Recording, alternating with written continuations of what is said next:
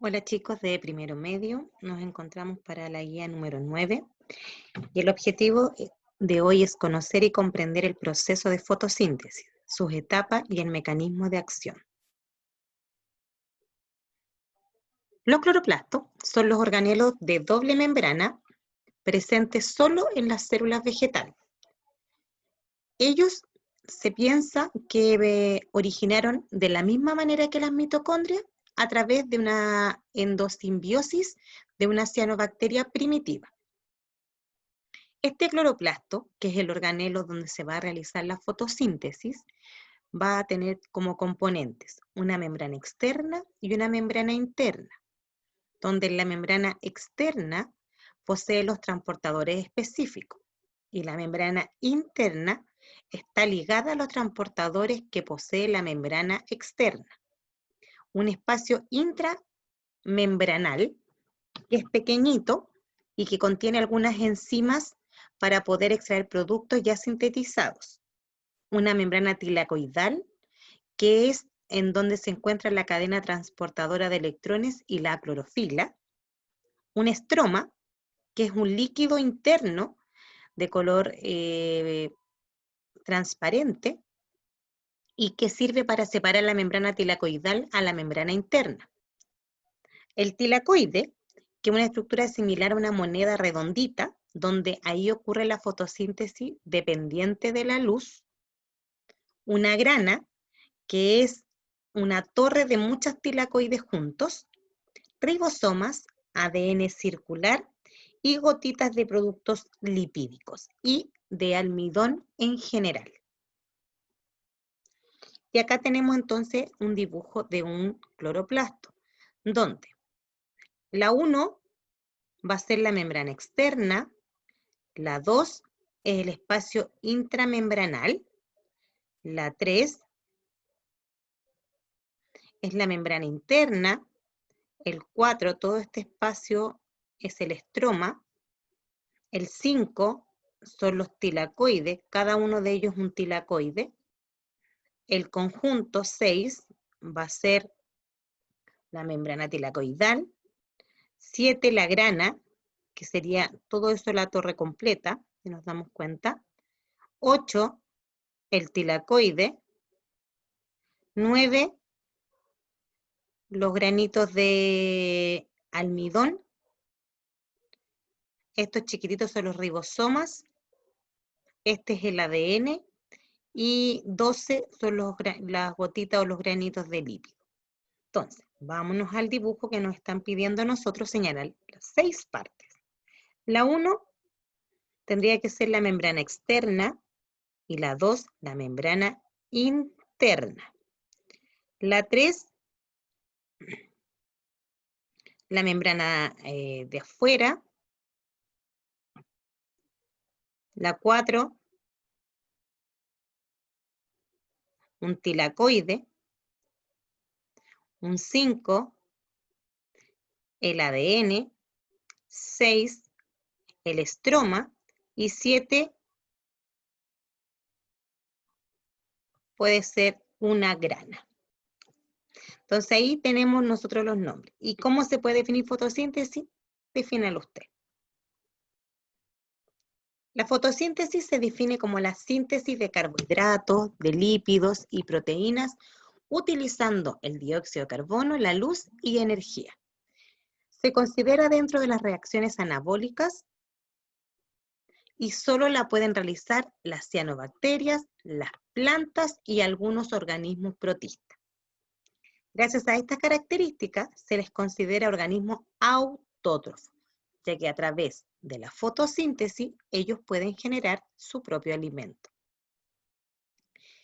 La clorofila es un pigmento verde que se encuentra en todos los organismos fotosintetizadores, debido a que su presencia es muy importante para este proceso. Químicamente es una proteína portadora de un anillo de porfina, con un átomo de magnesio en el centro, el cual es capaz de desprender electrones cuando eleva su máxima nivel de energía. Este líquido pigmentoso es el encargado de captar los fotones provenientes de la luz y elevar el nivel de energía de los electrones de magnesio, desprendiendo el proceso de la cadena transportadora de electrones. La clorofila responde muy eficientemente a las longitudes de onda cercanas al azul y al rojo, pero a las intermedias como el verde, no. Por eso que refleja ese color en las hojas. Existen 3 tipos de clorofila: la alfa, la beta, la delta y la gamma.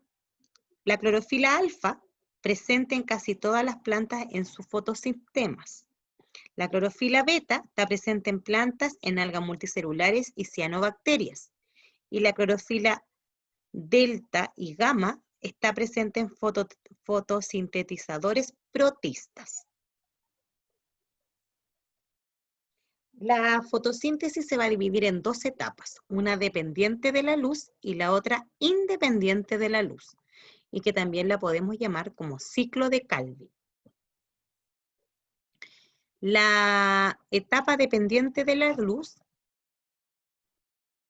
tiene como objetivo generar energía y NADPH, los cuales serán utilizados en la fase independiente de la luz como producto de desecho para poder producir el oxígeno. En resumen, la fotosíntesis dependiente de la luz prepara los componentes necesarios para que la fotosíntesis independiente pueda ocurrir. Veamos el ciclo de Calvin. Es el momento clave del metabolismo anabólico, debido a que desde aquí se forman los precursores de las moléculas orgánicas.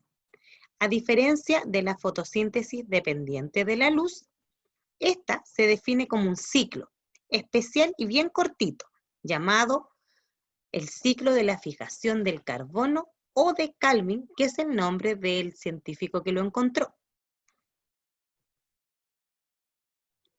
Completemos la oración. El pigmento más abundante de la mayoría de las plantas se llama el pigmento verdoso. Ahí anoten el nombre. El mineral que forma la parte de la clorofila es S con M. Los pigmentos accesorios sirven para ayudar. 2 ejemplos de ello, los otros tipos de clorofila. No la más clásica, sino que los otros. La clorofila se encuentra en los, ¿dónde está? Que está dentro de los organelos llamados tanto. El oxígeno que las plantas liberan proviene de la molécula de dióxido de carbono, proceso conocido como la primera etapa, la primera parte. El espectro de absorción de la clorofila coincide con el espectro de la, ¿cómo se llama eso? De la luz. La fotólisis del agua consiste en la ruptura por efecto de la, ¿quién? Por efecto de la alta capacidad que tiene algo a un gran nivel energético. El gas que se libera en la fotosíntesis y que nos permite respirar a los seres vivos es el oxígeno. La sustancia de color verde que permite realizar la fotosíntesis en las plantas es la, ¿cómo se llama? ¿Verdadero o falso? Todas las reacciones fotosintéticas requieren luz. El oxígeno se libera en la fase oscura. El agua se rompe en la fase clara. Muy bien. Los citocromos participan en la fase oscura. La luz solar produce la ruptura de las moléculas del agua. Yes. La clorofila refleja luz roja. La glucosa es producida por las plantas al realizar fotosíntesis.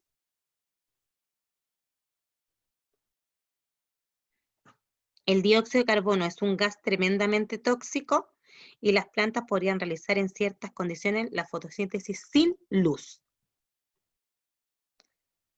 Vamos a tener 4 factores que van a coincidir en la mejora en cuanto a la fotosíntesis. Estos factores son la temperatura, la intensidad de la luz, la concentración de dióxido de carbono y la concentración de oxígeno. ¿Y qué es lo que buscan? Una mejor producción de oxígeno, una mejor captación de dióxido de carbono y una mejor producción de azúcar, que es el alimento que la planta necesita para comer. Entonces, ¿dónde se realiza la fase luminosa de la fotosíntesis? Lugar. Quiero que me hablen del lugar. ¿A qué fotosistema pertenece la clorofila P700 y P680? al mismo número de fotosistemas. ¿Y cómo es el ADN presente en el cloroplasto? Tenían que ver el dibujito cómo era. Cuenten ahí cómo era. En el siguiente esquema vamos a tener que primero viene la luz y eso va a hacer que el agua se rompa y se pueda liberar oxígeno. Vamos a tener que se produce ATP, se produce NADPH, que va a servir para la fase 2, donde el dióxido de carbono va a pasar por un proceso que es el ciclo de Calvin y va a salir con la glucosa. ¿Cómo se llama el proceso 1 y 2? Esta es la primera etapa, pongan el nombre de la primera etapa y el nombre de la segunda etapa. ¿En qué lugar de cloroplasto ocurre estos procesos? Una pasa en la primera etapa y la otra pasa en la segunda etapa. ¿Qué consecuencia importante tiene la fotosíntesis para los seres vivos? Esto. Ahí cuenten ustedes. Y escribe la ecuación global del proceso de la fotosíntesis. Rellenemos el cuadrito. La energía lumínica empleada en la fase clara produce carbono empleada en la fase independiente de la luz. Indica el reactivo que se ocupa en esta fase: agua, libera oxígeno, dióxido de carbono y libera glucosa. Gracias, chicos. Un gusto estar con ustedes.